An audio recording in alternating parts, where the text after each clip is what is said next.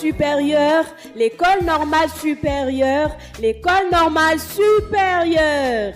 L'école normale supérieure, fière de sa tradition et de sa profession.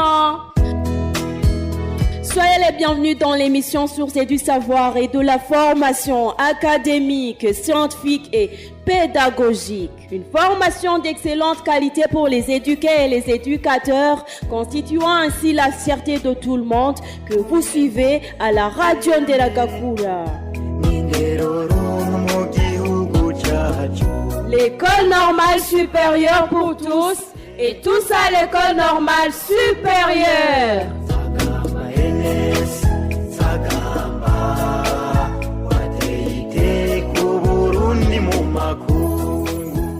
Vous spécialement amateurs de l'émission, comme nous sommes avec Enes Kwibanga no Kwibango, je vous donne la bienvenue encore une fois dans son nouveau numéro de l'émission Enes Kwibanga no Kwibango. Cette fois-ci, nous sommes dans le colloque régional organisé par cette institution dans le but de la présentation des résultats de la recherche innovante. C'est un colloque régional. Nous sommes devant l'un des présentateurs qui a fait une étude et qui l'a présenté dans ce colloque, qui se présente au micro. Moi, c'est Mekirin Jensi. Bienvenue. Pouvez-vous vous présenter? Merci. Moi, je m'appelle Ndoye Pierre. Je suis docteur en littérature francophone et enseignant-chercheur à l'École normale supérieure, particulièrement au département des langues et sciences humaines, section de français. Merci. Merci à vous. Vous avez présenté une étude que vous avez faite qui s'intitule « L'écriture de la provocation dans mémoire d'une peau de William Sassine ». Qu'est-ce que nous pouvons entendre par ce thème avant tout? Ce qu'il faut entendre par ce thème, il faut d'abord l'insérer dans le contexte contemporain, c'est-à-dire le contexte de la mondialisation. Et cette mondialisation a été générée par les phénomènes de déplacement, les phénomènes de l'immigration et migration, en fait, qui ont fait que les gens en provenance de plusieurs pays et qui disposent de plusieurs cultures et modes de vie se mettent ensemble. De cette rencontre est née des sociétés que je pourrais qualifier de métisses. Et avec ce métissage-là, il est arrivé un moment où certaines pratiques soient remises en cause. Et c'est dans cette logique-là que s'inscrit cette provocation dont on parle dans le chapitre. Quand je parle de l'écriture de la provocation, il s'agit en fait de l'écriture de l'excès, de l'écriture de la démesure, de l'écriture de la transgression des normes de l'écriture classique. Et l'écriture classique, c'était une écriture normée, c'est-à-dire qui suit un certain nombre de règles, mais aussi qui se souciait de la morale, de la bienséance. Merci. Il s'agit d'une écriture de l'excès des mesures. Pourquoi un écrivain peut se permettre de le faire? En fait, en littérature, ça fonctionne par le scandale. Il faut que quelqu'un assiste à un phénomène qui dérange beaucoup de gens.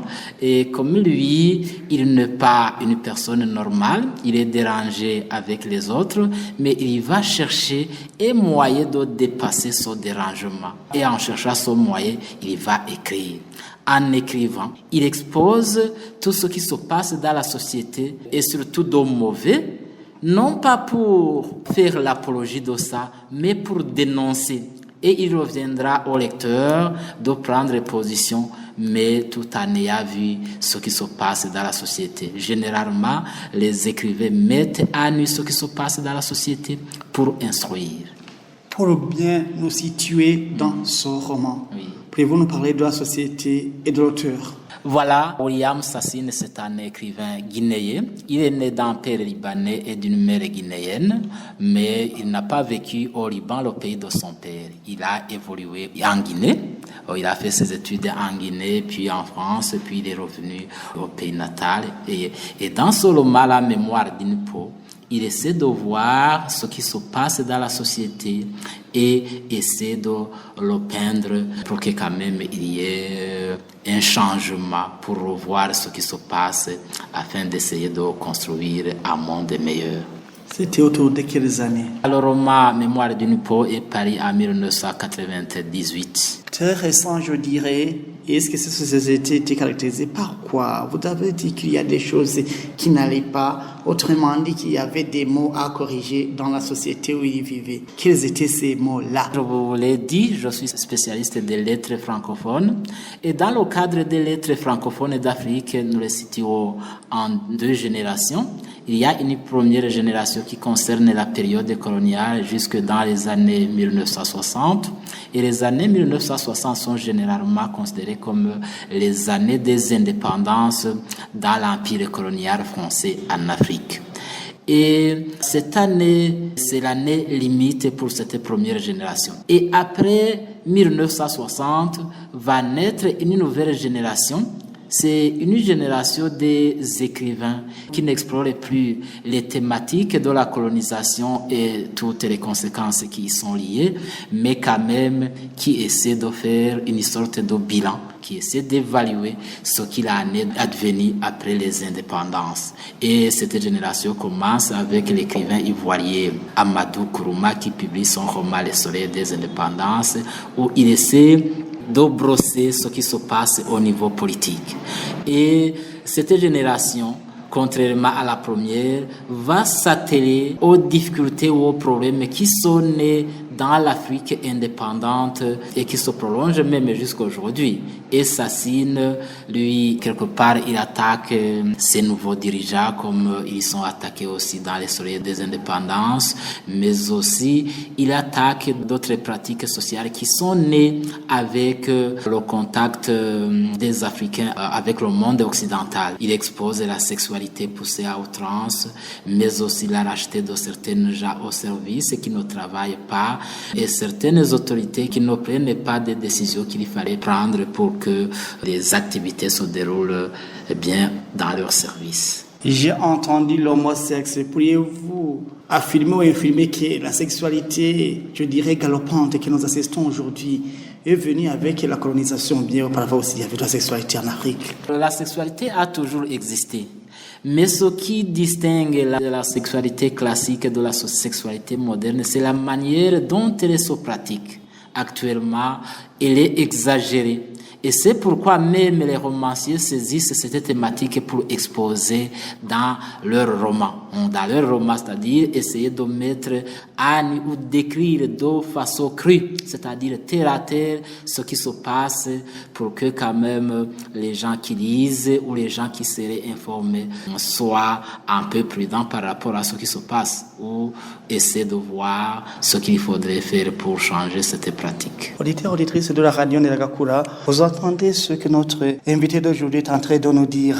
Il s'agit d'un roman qu'il a lu et qu'il a exposé. Et vous qui êtes Burundais, vous vous souvenez aussi de l'Umudu Dongeshimana à propos de la sexualité au Burundi, mais aussi vous qui avez fait les lettres modernes dans l'ancien système de l'éducation, les nouveaux démons, les nouvelles calamités. Il vient de nous dire que c'est la deuxième génération des écrivains qui explorent et qui exposent les conséquences de la colonisation en Afrique. Docteur Pierre Ndouayo, quelle est la valeur ajoutée? Autrement dit, quel sera l'avantage pour les étudiants de l'école normale supérieure que vous formez par rapport à votre étude que vous avez faite aujourd'hui et que vous avez exposée? En fait, l'importance de l'exposé que j'ai fait ou de l'étude que j'ai faite, c'est d'abord de mettre à nu les mots que nos sociétés connaissent ou vivent. Immédiatement, je me souviens d'un professeur, c'était un jour, j'étais à Ouagadougou, un professeur nigérien de l'université Abdou Momoni, dans sa présentation, a dit que le mal qui nous secoue plus, nous les Africains, c'est que nous ne savons pas exactement ce qui se passe, ou bien quand on parle, on essaie de masquer, on euphémise, on essaie d'atténuer ce qui est mauvais.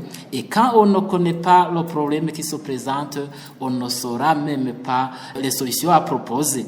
Et alors, quand je vois que la sexualité est présentée comme telle, le romancier veut montrer montrer que ça dépasse les bornes ou les limites et qu'il faut se ressaisir. En fait, c'est une sorte d'invitation à la société et à ses membres de revoir leur conduite. Et ces membres de la société dont il est question, les étudiants de l'école normale aussi font partie. En fait, on essaie d'informer la société des mots qui la menacent afin que celle-ci puisse proposer des voies de solution. Si j'essaie de bien vous saisir, les étudiants de l'école normale supérieure font partie de la population burundaise qui est guettée par cette sexualité poussée à outrance, comme vous le dites. Mais y aurait-il un avantage lié aux enseignements, un avantage direct par rapport aux enseignements, à l'apprentissage que vous dispensez à cette école? Oui, l'enseignement, il y en a. Mais quand même, cet article, je le dis franchement,